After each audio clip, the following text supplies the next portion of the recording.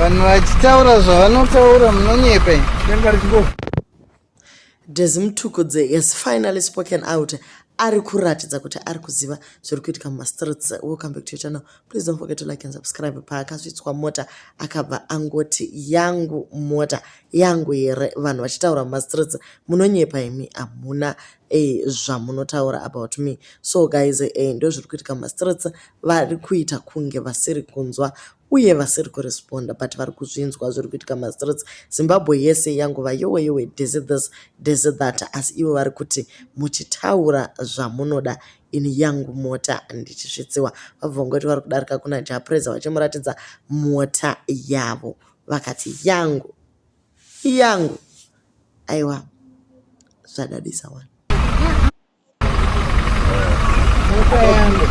Yangu yangu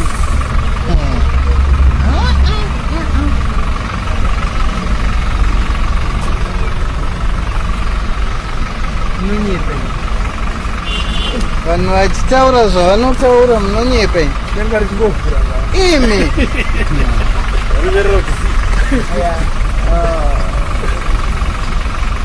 Tikandifurechedza mwana wangu ja